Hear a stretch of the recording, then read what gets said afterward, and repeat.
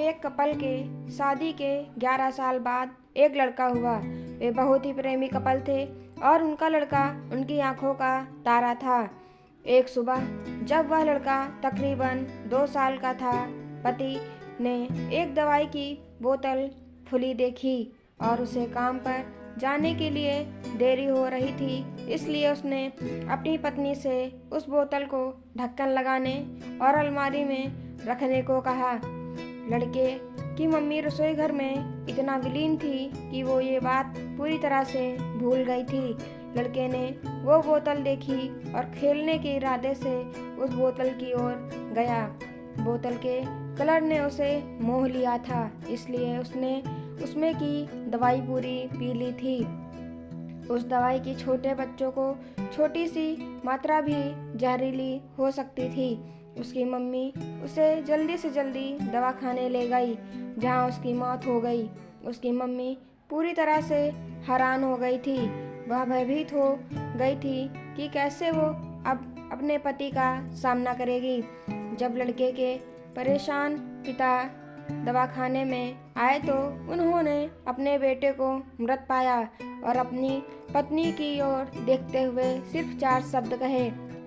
आपको क्या लगता है कौन से होंगे वो 4 शब्द? पति ने सिर्फ इतना ही कहा, आई लव यू डार्लिंग। उसके पति का अनपेक्षित व्यवहार आश्चर्यचकित करने वाला था।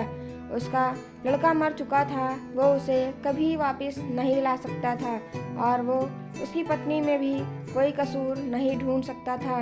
इसके अलावा अगर उसने खुद ने वह बोतल उठा के बाजू में रख दी होती तो आज उसके साथ यह सब ना होता। वो किसी पर भी आरोप नहीं लगा सकता था। उसकी पत्नी ने भी उनका इकलौता बेटा खो दिया था। उस समय उसे सिर्फ अपने पति से सहानुभूति और दिलासा चाहिए था और यही उसके पति ने उस समय उसे दिया।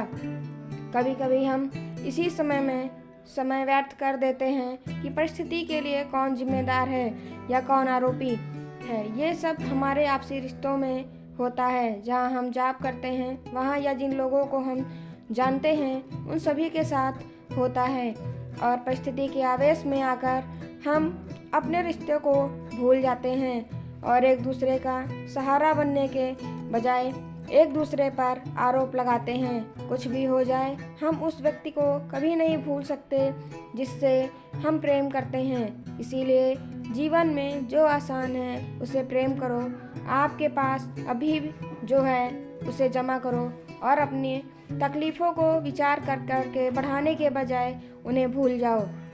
उन सभी चीज़ों का सामना करो जो आपको अभी मुश्किल लगती हैं या जिनसे आपको डर लगता है। सामना करने के बाद आप देखेंगे कि वो चीज़ें उतनी मुश्किल नहीं है जितना कि आप पहले सोच रहे थे। हमें परिस्थिति को समझकर ही लोगों के साथ व्यवहार करना चाहिए और लोगों को कठिन परिस्थितियों में उनका हमदर्द बनना चाहिए।